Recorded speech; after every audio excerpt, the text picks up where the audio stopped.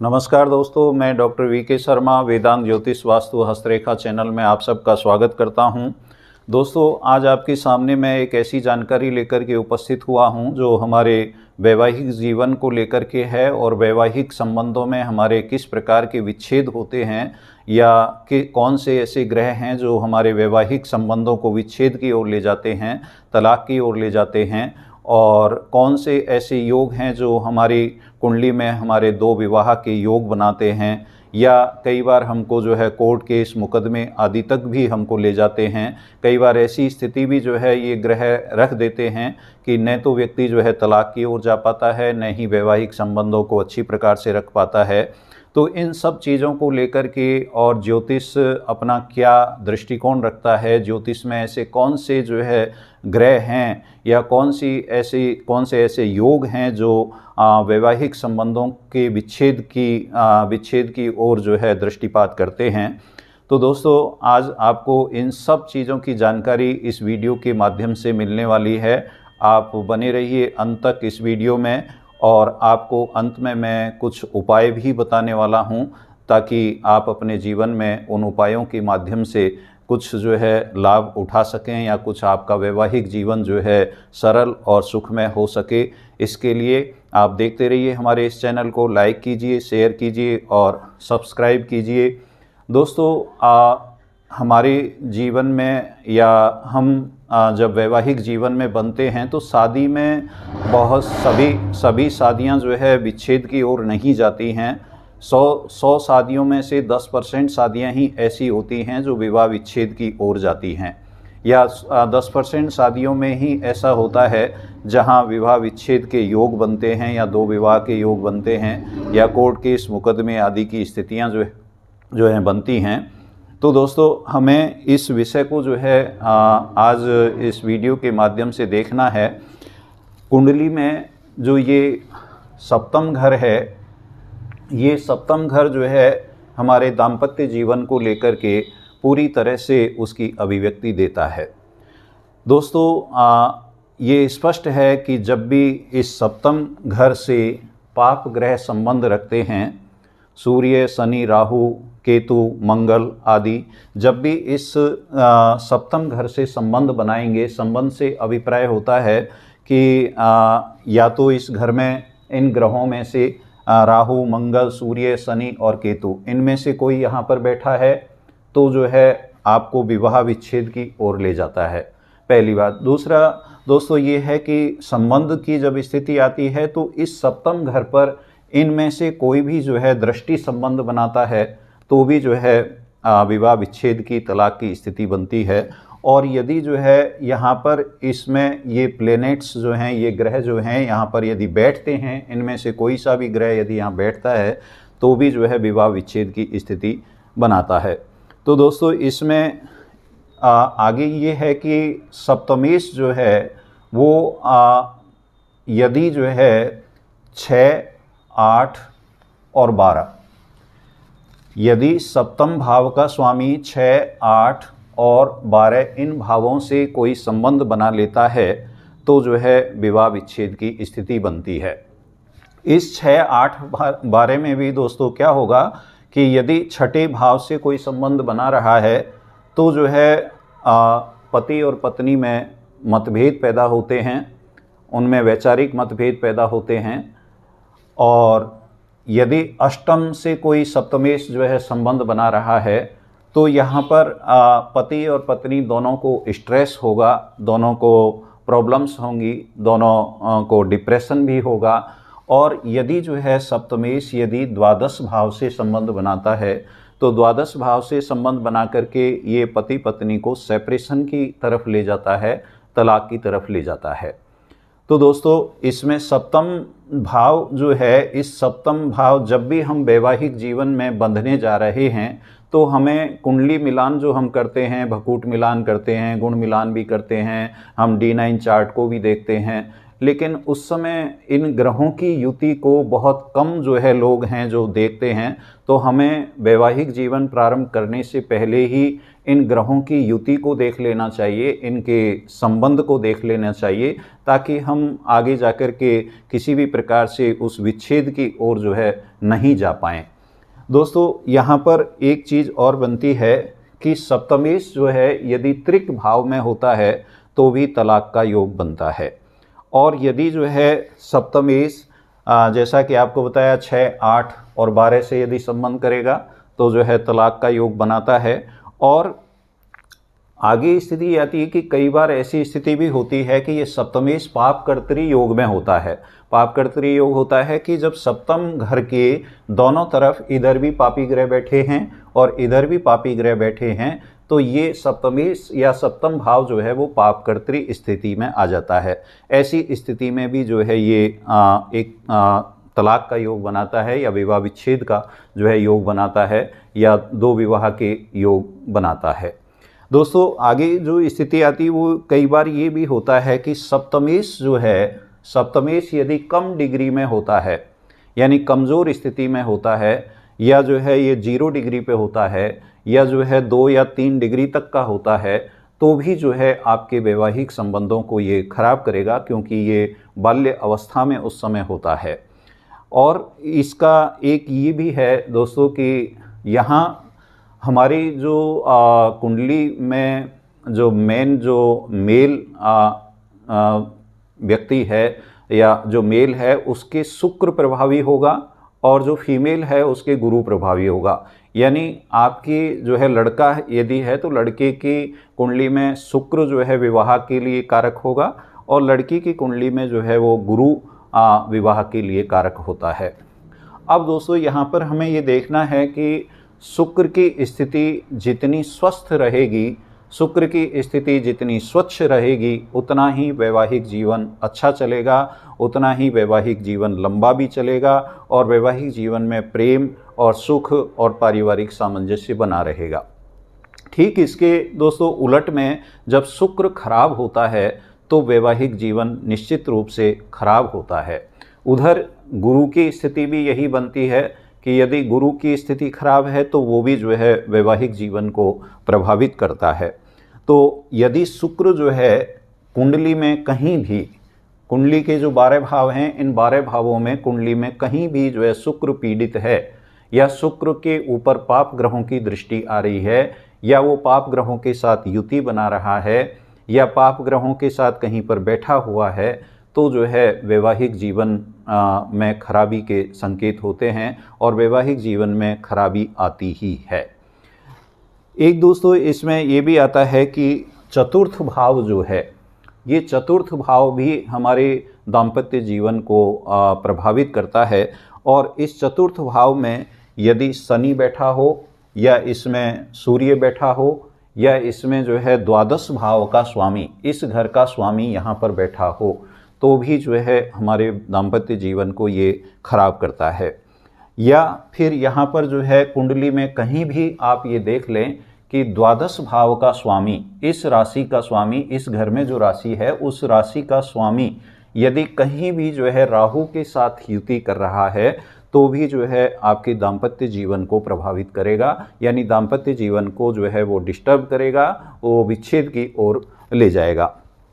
एक स्थिति दोस्तों इसमें ये बनती है कि लग्नेश और सप्तमेश, ये लग्नेश और सप्तमेश ये दोनों जो है एक दूसरे से जो है 6-8 यानी षडाष्टक योग बनाते हों या जो है द्विद्वादश योग बनाते हों, यानी एक दूसरे से 6ठे और 8वें घर में हों या एक दूसरे से 2-12 में हों, तो भी जो है ये तलाक की ओर ले जाते हैं, दाम्पत्य जीवन को ये खराब करते हैं।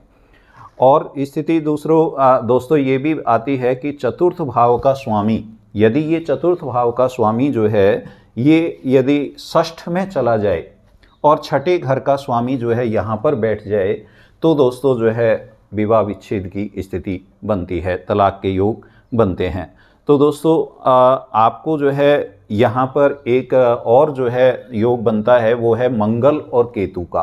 तो मंगल और केतु कुंडली में कहीं भी ऐसी स्थिति युति बना रहे हैं, दोनों साथ में बैठे हुए हैं, तो भी जो है विवाह विच्छेद की ओर ये ले जाते हैं।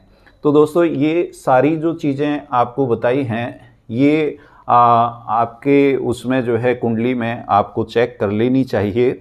कहीं कोई हम दाम्पत्य जीवन को लेकर के आगे जाकर के परेशान हों, उससे पहले हम कुंडली विश्लेषण कर लें या किसी अच्छे पंडित से जो है आप अपनी कुंडली को इस प्रकार से दिखवा लें, कहीं कोई इस प्रकार का योग तो जो है नहीं बन रहा है।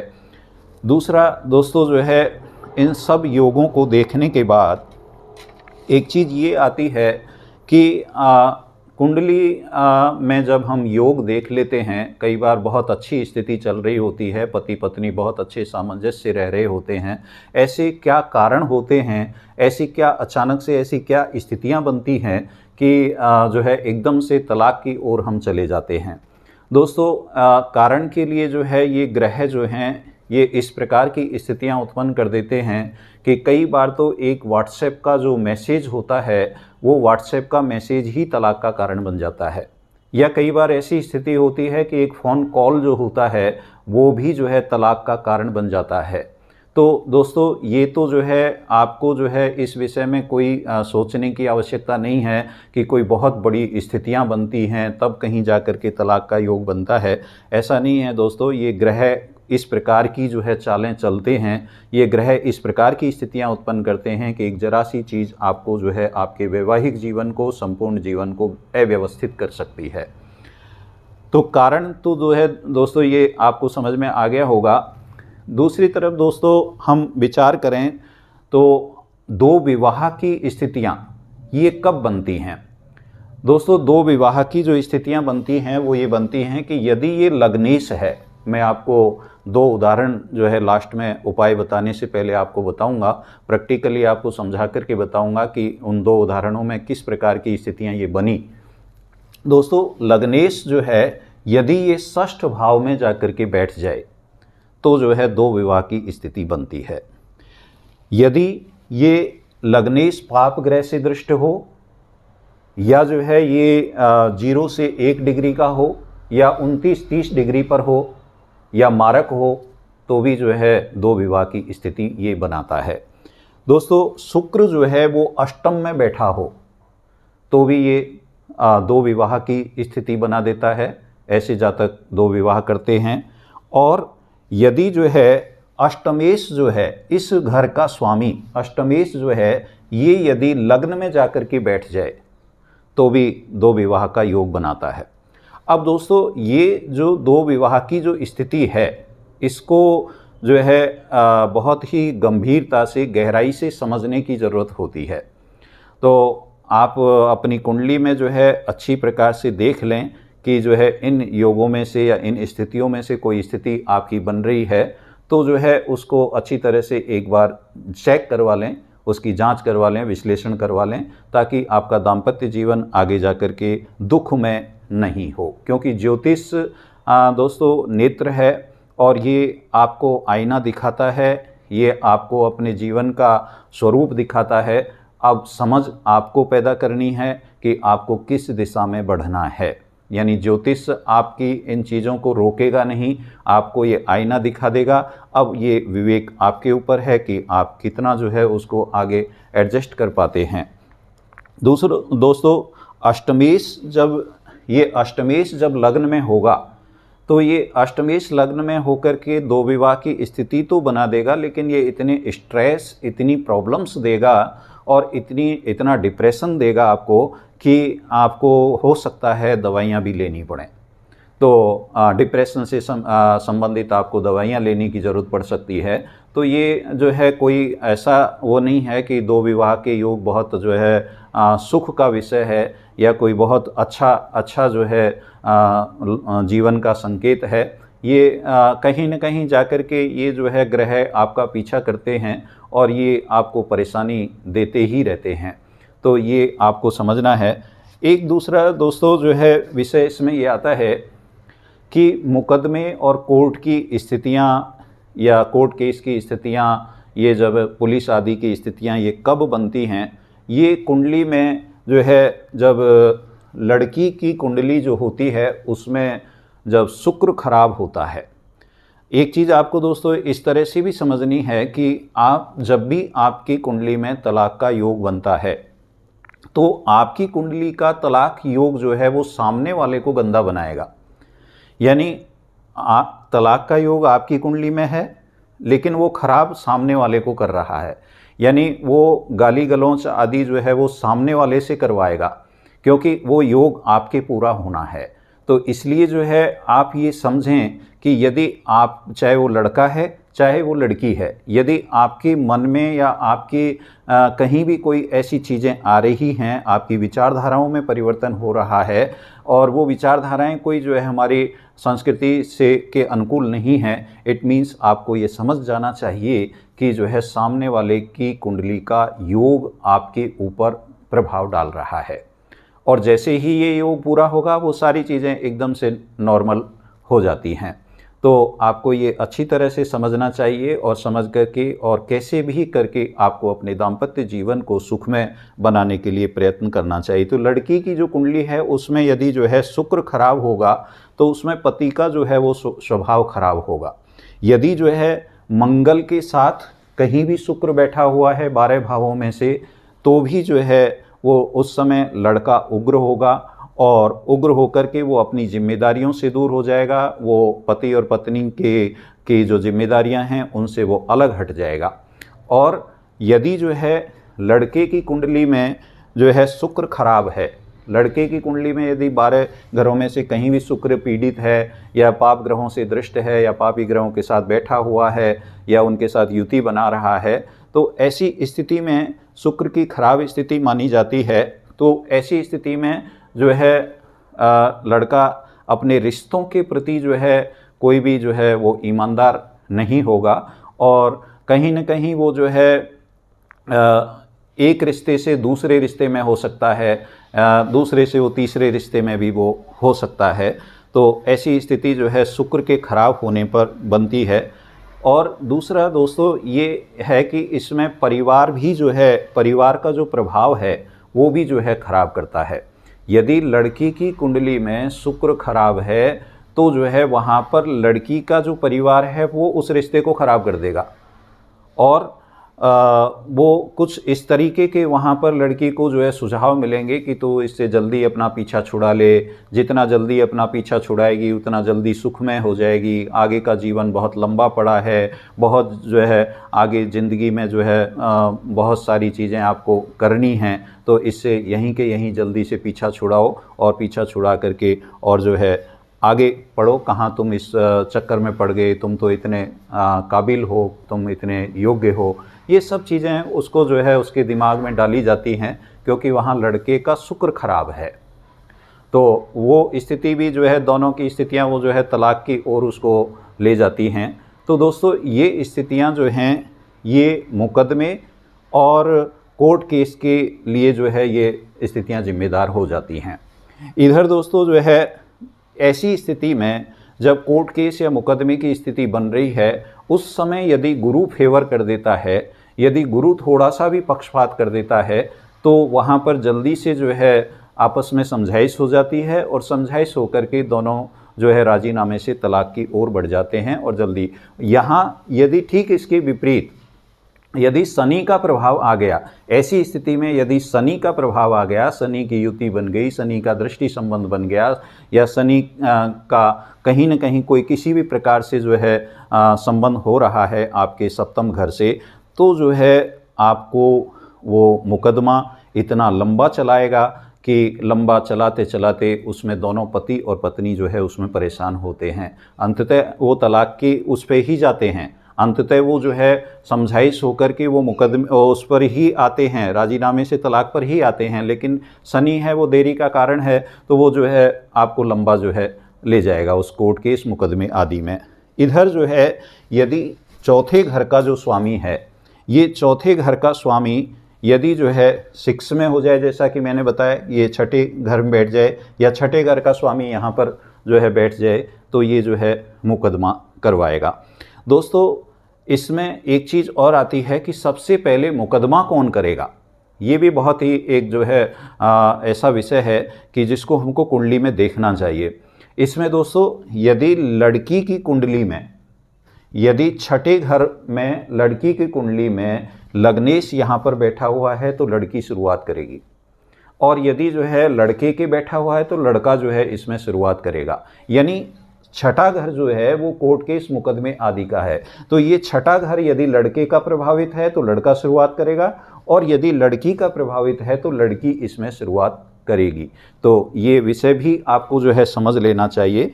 और दोस्तों एक चीज़ और इसमें जैसे आती है, दो चीज़ें आपको स्पष्ट हो गई कि कुंडली में तलाक का योग जो है कौन कौन सा बनता है, दो विवाह के योग कौन कौन से बनते हैं, इधर कोर्ट केस आदि की स्थिति भी आपके सामने स्पष्ट हो गई। एक चीज़ आती है दोस्तों इसमें अधर झूल की स्थिति। न तो हमारा तलाक हो पाता है और न ही हम वैवाहिक संबंधों में रह पाते हैं, न ही हम दाम्पत्य जीवन में रह पाते हैं। ये जो अधर झूल की स्थिति है ये कब बनती है? ये बनती है दोस्तों सप्तम घर। जब आप कभी भी अपनी कुंडली में देख लें कि सप्तम घर में यदि 1 लिखा हुआ है, तो जब यहाँ 1 लिखा होगा तो यहाँ 4 लिखा होगा, और यहाँ जो है 6 लिखा होगा। और ऐसी स्थिति में दोस्तों यदि जो है मंगल और बुध यहाँ पर बैठ जाएं, मंगल और बुध जो है यहाँ पर बैठ जाएं, यहाँ 1 अंक लिखा है, यहाँ 4 है और यहाँ 6 है, यदि ये मंगल और बुध यहाँ पर बैठ जाएं दोस्तों आपको अधर झूल में रखेंगे। दाम्पत्य जीवन जो है आपका अधर झूल में रहेगा, न तलाक हो पाएगा और न ही आप जो है उससे किसी भी प्रकार से दाम्पत्य जीवन में नहीं रह पाएंगे। दूसरी स्थिति दोस्तों इसमें बनती है कि यदि यहाँ पर ये 4 लिखा हुआ है और यहाँ पर जैसे इस कुंडली में है पहले से ही 4 लिखा हुआ है, 7 लिखा हुआ है, इधर 9 लिखा हुआ है, और यहाँ स्थिति जो है गुरु और चंद्रमा यहाँ पर बैठ जाएं। पहले उस योग में तो जो है मंगल और बुध थे, यहाँ पर जो है गुरु और चंद्रमा यदि यहाँ पर बैठ जाएं तो भी आपको अधर झूल में रखेंगे। इधर दोस्तों जो है यदि जो है तीसरी जो स्थिति बनती है अधर झूल की वो ये बनती है कि यदि यहाँ पर 7 लिखा हो तो 8, 9 यहाँ पर 10 होगा और यहाँ पर द्वादश होगा। दोस्तों ऐसी स्थिति में यदि दसम घर में शुक्र और गुरु बैठ जाएं, शुक्र और गुरु यहाँ पर बैठें तो भी जो है आपकी स्थिति अधर झूल में रहेगी। आप न तो तलाक ले पाएंगे और न ही दाम्पत्य जीवन में रह पाएंगे। एक स्थिति और बनती है दोस्तों इसमें कि यदि यहाँ पर ये 4 योग हैं, यहाँ पर 10 लिखा है तो 10 यहाँ लिखा है, 11 यहाँ होगा, 12 यहाँ होगा और 1 यहाँ पर होगा, और 2 यहाँ और 3 यहाँ पर। ऐसी स्थिति में यहाँ 10 लिखा है और इस घर में आपके जो है शनि और बुध बैठे हुए हैं तो भी आपको ये ग्रह अधर झूल में रखेंगे, न तलाक होने देंगे और न ही जो है ये आपको दाम्पत्य जीवन में रहने देंगे। तो ये इस तरह के योग जो है ये अधर झूल के होते हैं जो आपको कहीं भी न इधर का रहने देते हैं न उधर का रहने देते हैं। अब दोस्तों जो है आपको जो है मैं जो ये योग आपको बताए हैं इन योगों को मैं आपको जो है उदाहरण के माध्यम से जो है आपको स्पष्ट करता हूँ। दोस्तों ये एक उदाहरण है जो ये एमपी के जो है मध्य प्रदेश के लड़का और लड़की हैं और इनका ये राजगढ़ के आसपास से ये संबंध रखते हैं। दोस्तों इनका ये एक मेरे सामने अभी जो है ताज़ा एक कुंडली जो है अभी आई 2 दिन पहले। तो इसमें आप देखेंगे कि ऐसी कौन सी स्थितियां बन रही हैं, ये तलाक तक पहुंच चुके हैं, यानी इनका तलाक फाइनल हो गया है। तो इसमें देखेंगे आप समझेंगे कि ये लड़के की कुंडली है और ये लड़की है। इसमें ये लड़की है, ये लड़की की कुंडली है और ये लड़के की है। दोस्तों इसमें जो है आपको दिखाई दे रहा होगा कि ग्रहों की जो युति है और ग्रहों की दृष्टि संबंध हैं वो किस प्रकार के बन रहे हैं। आप देखिए दोस्तों इसमें समझेंगे कि सप्तमेश यहाँ पर जो है 4 पड़ा हुआ है और सप्तम भाव का स्वामी यानी सप्तमेश कौन है? चंद्रमा। और चंद्रमा जो है ये यहाँ पर बैठा हुआ है।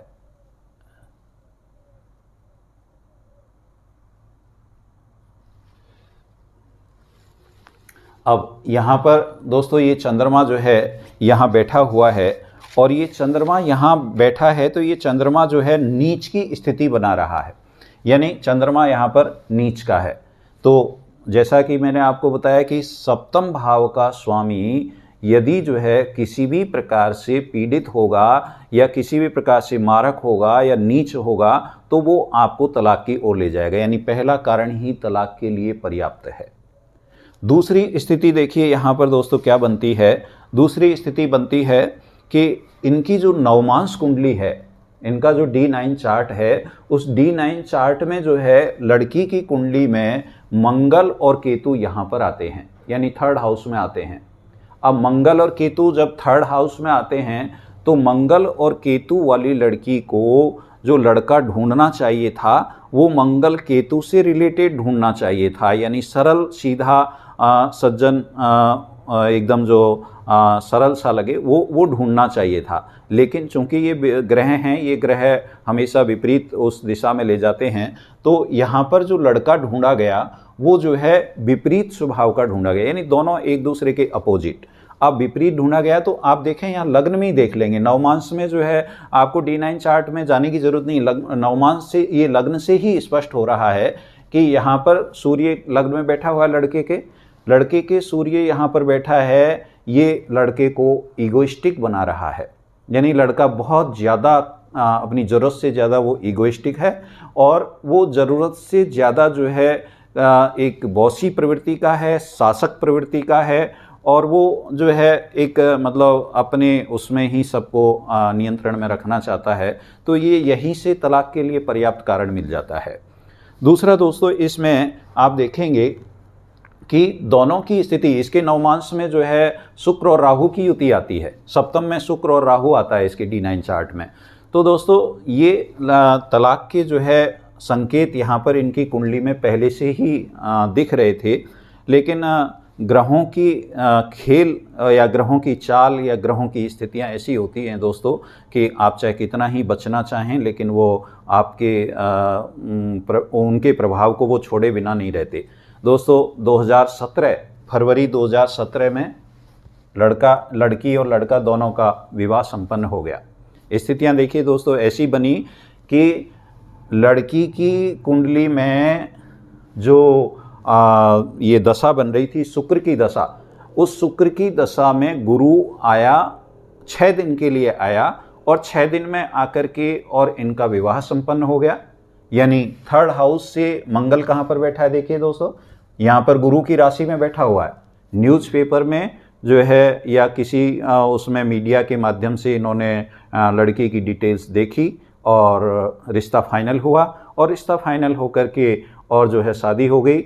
अब ये 6-7 दिन का मात्र योग था दोस्तों, 8वें दिन ये शादी टूट गई। यानी ग्रहों की स्थितियां ऐसी बनी कि 8वें दिन ये शादी का ब्रेकअप हो गया, लड़की अपने घर और लड़का अपने घर। ये दोस्तों जो है ये ग्रहों की जो योग हैं, ये कई बार जो है मुझसे जो है कई जातक ऐसे पूछते हैं कि क्या ज्योतिष में जो है ये सब सही है। तो दोस्तों आप इन चीज़ों से समझ सकते हैं क्या सही है और क्या गलत है, यानी ज्योतिष कितना सही है और कितना जो है वो अपने परिणाम कितने जो है 100% देता है, ये आप इन उदाहरणों से समझ सकते हैं। दोस्तों फरवरी में शादी, 8 दिन विवाह का रहना और 8 दिन बाद विवाह का टूट जाना। अब देखिए दोस्तों यहाँ से स्टार्ट होता है शनि। अब आप इस कुंडली में देखना दोस्तों, शनि कहाँ का है, लग्न का स्वामी। दूसरा कहाँ का है, द्वितीय भाव का स्वामी, यानी 10 और 11 का स्वामी कहाँ पर बैठा हुआ है, द्वादश में बैठा हुआ है। अब देखिए दोस्तों शनि अपना प्रभाव दिखा रहा है। शनि का मैंने आपको क्या बताया कि शनि देरी का कारण होता है। शनि जो है हमेशा देरी करवाता है, मुकदमा चलेगा, केस चलेगा, लंबा चलेगा, सालों साल चलेगा। दोस्तों 2017 में मुकदमा हुआ, 2017 में केस हुआ, और लास्ट जनवरी 2022 में इनका जो है जनवरी 2022 में तलाक फाइनल हुआ है। यानी दोस्तों आप समझ सकते हैं कि लगभग 5 साल में जाकर के और शनि ने उस तलाक की स्थिति को स्पष्ट किया है। यानी इससे अच्छा, इससे जो है एकदम प्रामाणिक जो उदाहरण है वो आपको कहीं मिल नहीं सकता। दोस्तों इसके आगे जो है मैं कुछ चीज़ें और इसमें समझा दूं कि यहाँ पर तृतीय घर में जो है 12वीं राशि है, मंगल बैठा हुआ है। यानी लड़की का छोटे भाई ने कोई साथ नहीं दिया। इधर मंगल चौथे घर का स्वामी भी है, यानी मदर ने भी साथ नहीं दिया। मंगल झगड़े का कारक है, यानी मदर ने खूब जो है झगड़े किए, यानी कहीं न कहीं जाकर के लड़की के साथ जो है विवाद हुआ, खूब हुआ। यानी ये सब डिप्रेशन, प्रॉब्लम्स, स्ट्रेस, ये सब जो है लड़की के ऊपर आया और लास्ट जनवरी 2022 में जो है इसका तलाक फाइनल हुआ। दोस्तों एक स्थिति और जो है यहाँ पर बनती है कि देखिए केतु कहाँ बैठा है, आप समझ सकते हैं इन चीज़ों को कि अष्टम, मैंने आपको बताया कि अष्टम घर जो होता है वो स्ट्रेस का होता है, प्रॉब्लम्स का होता है, डिप्रेशन का होता है। यहाँ पर केतु बैठा हुआ है तो केतु ने खूब अलगाव दिया, स्ट्रेस दिया, और बैठा भी किसकी उसमें है, यानी सूर्य की उस राशि में। यानी आपस बहुत मन ही मन घुटन, स्ट्रेस, प्रॉब्लम्स, डिप्रेशन, ये सब रहा। इवन देन दवाइयाँ तक भी लेनी पड़ी, लेकिन लास्ट में दोनों का जो है यहाँ पर तलाक हुआ। इधर दोस्तों आप देखेंगे कि यहाँ पर देखिए चंद्रमा तृतीय घर का है। शादी से पहले परिवार बहुत सीधा सरल दिखता था, लेकिन जैसे ही शादी हुई, संपन्न हुई, एकदम से उनका जो लालचीपन है, उनका जो भी एक महत्वाकांक्षाएं हैं वो सामने आई और आते ही जो है ब्रेकअप की ओर जो है ये रिश्ता चला गया। दोस्तों ये एक उदाहरण आपके सामने रखा, मैं एक उदाहरण और आपके सामने दूसरा रखता हूँ। वो सिंह लग्न का है, आपको उससे और जो है स्पष्ट होगा कि हमारे जो ये रिश्ते हैं, ये रिश्ते किस तरीके से जो है विच्छेद की ओर चले जाते हैं।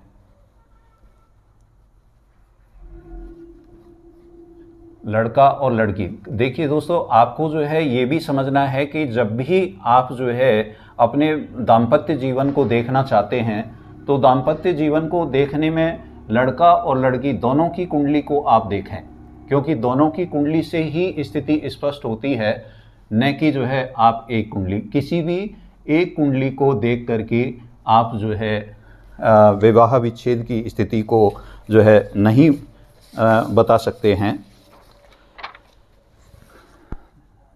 देखिए दोस्तों दोनों के ही उसमें जो है सिंह लग्न है।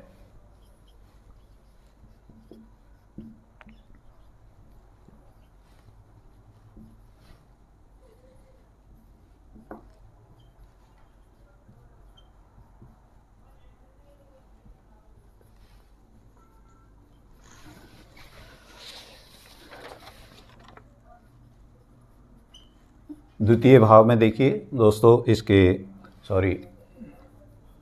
ये लड़की की कुंडली है। लड़की की कुंडली में द्वितीय भाव में चंद्रमा और शनि बैठे हुए हैं और लग्न में मंगल है,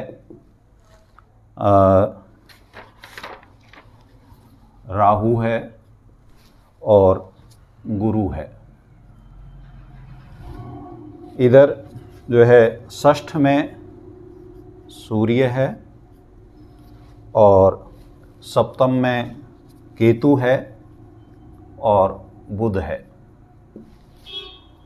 इधर शुक्र बैठा हुआ है अष्टम में, और ये लड़के की कुंडली है। इस लड़के की कुंडली में दोस्तों मंगल यहाँ पर बैठा हुआ है और राहु यहाँ पर, ये लड़के की कुंडली में जो है यहाँ पर बुध बैठा हुआ है, केतु यहाँ पर बैठा हुआ है और लड़के की कुंडली में दूसरे भाव में सूर्य बैठा है, गुरु शुक्र तीसरे उसमें बैठे हैं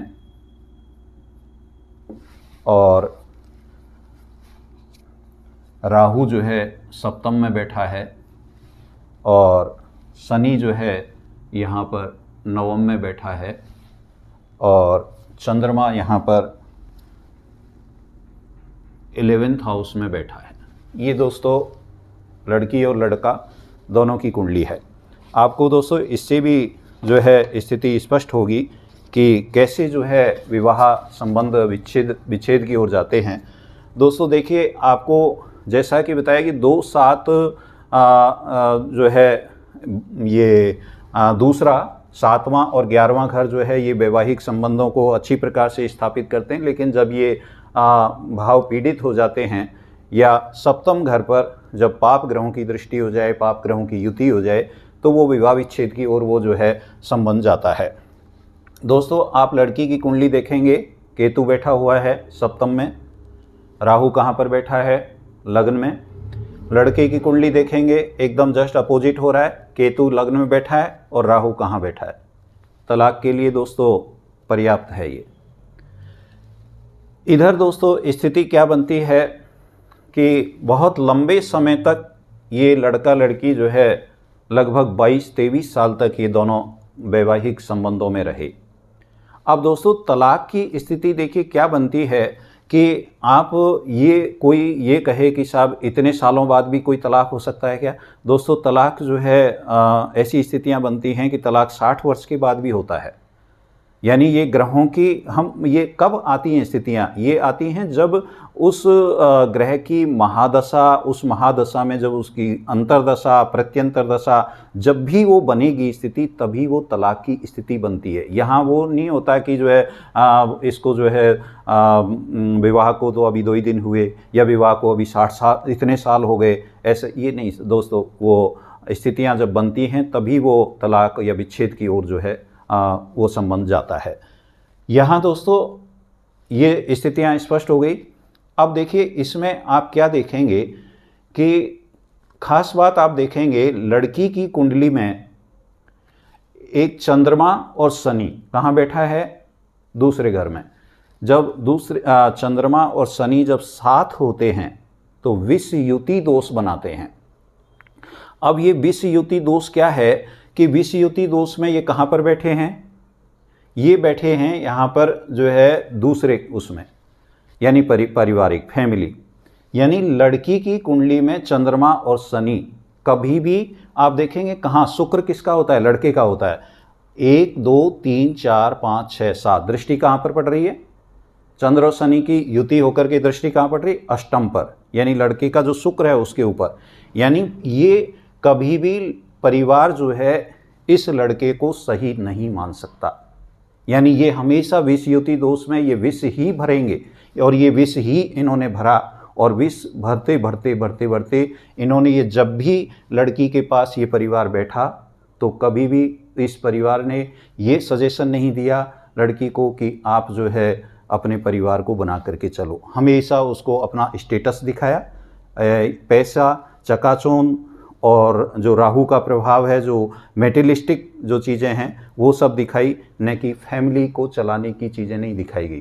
तो स्थिति कहाँ तक बन गई? विवाह विच्छेद की ओर जो है ये दोनों चले गए। एक स्थिति दोस्तों इसमें आप देखेंगे कि सर्वप्रथम तो राहु केतु ही पर्याप्त थे। दूसरा लग्नेश जो है, ये लग्नेश कहाँ पर बैठा है लड़की की कुंडली में? यहाँ पर 6ठ घर में। मैंने आपको बताया कि 6ठा घर मुकदमे का घर है। अब यहाँ आप देखेंगे लग्नेश यहाँ नहीं बैठा हुआ है लड़की की कुंडली में, यानी मुकदमे की शुरुआत कौन करेगी? मुकदमे की शुरुआत लड़की ही करेगी और लड़की ने ही यहाँ पर मुकदमे की शुरुआत की। ऐसी स्थिति में दोस्तों अब जो है यहाँ पर ये बनता है कि शुक्र जो है वो अष्टम घर में बैठा है। अष्टम घर में बैठ कर के और इधर अष्टम का स्वामी कहाँ पर बैठा है? लग्न में बैठा है, यानी 2 विवाह के योग बनाता है। लड़की का कहना है मेरे 2 विवाह के योग हैं, ये लड़की का दावा है। लड़की बिल्कुल जो है इसके 2 विवाह के योग हैं और ये 2 विवाह इसके ऑलरेडी हो चुके। अब तो ये तीसरे विवाह की ओर अग्रसर, यानी ये उन 2 विवाहों को इग्नोर करके और जो है ये तीसरे विवाह, यानी इन दोनों के ही 2 विवाह हो चुके। इसी लड़के और लड़की के एक सामाजिक रूप से अरेंज मैरिज का हो गया, दूसरा एक इनका जो है वैसे हो गया अपना आर्य समाज के माध्यम से। तो दोस्तों ये स्थितियां जो यहाँ पर बन रही हैं, इन स्थितियों में यानी पापी ग्रह और क्रूर ग्रह जो हैं ये कभी भी व्यक्ति को जो है दाम्पत्य जीवन में सुखी नहीं रहने देते हैं। अब यहाँ पर स्थिति एक आपको ये भी समझना है कि कभी भी तलाक या विवाह विच्छेद या 2 विवाह आदि, इनसे कभी जीवन सुखी नहीं होता है दोस्तों। यदि जीवन सुखी होता है तो वो आपसी दोनों के सामंजस्य और मिलन से ही होता है, एक के उससे नहीं होता है। चाहे लड़की प्रयास करेगी तो भी नहीं होगा और लड़का प्रयास करेगा तो भी नहीं होगा, दोनों के उससे ही दाम्पत्य जीवन सही चलता है।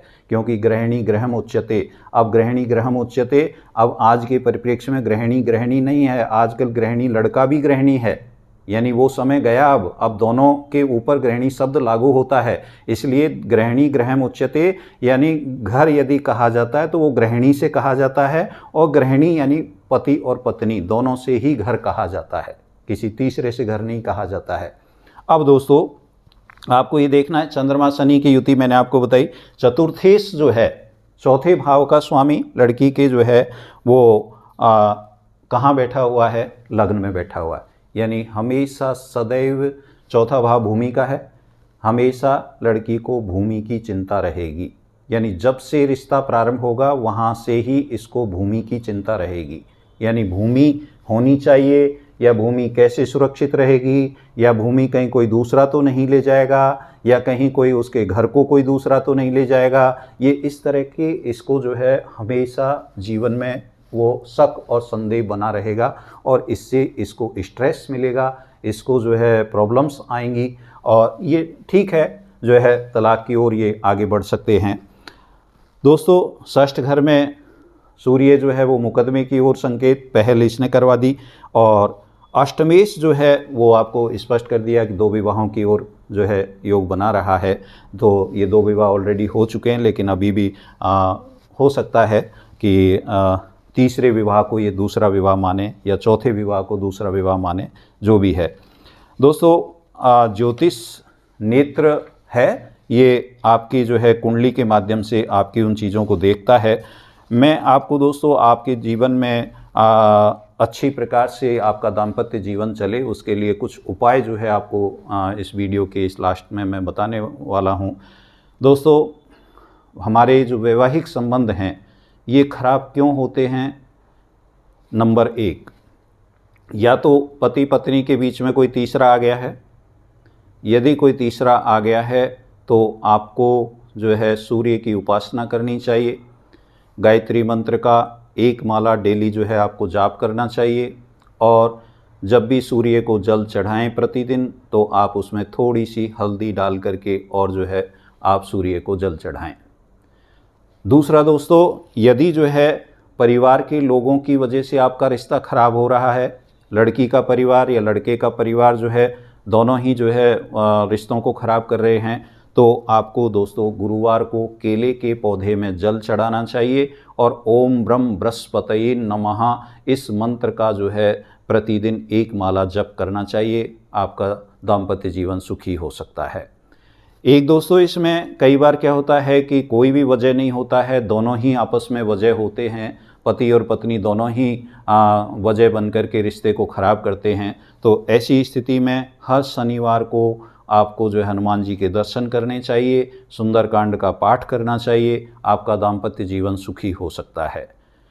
एक स्थिति दोस्तों ये बनती है कि पति पत्नी के बीच में यदि शक है, कोई संदेह है, तो ऐसी स्थिति में आपको एक बहुत ही महत्वपूर्ण उपाय जो है मैं बता रहा हूँ वो है कि आप जिस शयन कक्ष में सोते हैं, जिस शयन कक्ष में आप सो रहे हैं, उसमें कम से कम इलेक्ट्रॉनिक सामान आप रखें ताकि आपका दाम्पत्य जीवन सुखी हो सके, और आप जो है उसमें प्रकाश की पर्याप्त व्यवस्था रखें। एक स्थिति आपको दोस्तों ये भी बनती है कि आप जो है अपने दाम्पत्य जीवन को यदि सुखी बनाना चाहते हैं तो गाय को हरा चारा आप जो है प्रतिदिन खिलाएं, आपका दाम्पत्य जीवन सुखी होगा। दोस्तों, आपको जो है वैवाहिक संबंधों को लेकर के, विच्छेद को लेकर के, मुकदमे केस आदि को लेकर के मैंने कोशिश की है कि आपको संपूर्ण जानकारी एक इस वीडियो के माध्यम से मिल जाए, क्योंकि मैं बहुत सारे जो है यूट्यूब पर जो है वीडियो आदि देखता हूं तो बहुत से लोग जो है 20-20, 22-22 मिनट का वीडियो बनाते हैं, लेकिन उसमें से मुश्किल से 5 मिनट ही जो है वो मूल विषय की बात करते हैं।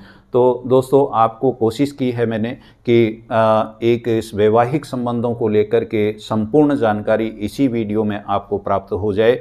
आप इस वीडियो को लाइक करें, शेयर करें, बेल आइकन का बटन दबाएं, सब्सक्राइब करें और आप अपने जीवन में जो है सुखमय हों, आप अपने दाम्पत्य जीवन को जो है सुखमय बनाएं। इसके लिए आप सबको जो है ईश्वर का आशीर्वाद प्राप्त हो। और इसी के साथ जय तु भारतम, जय तु संस्कृतम,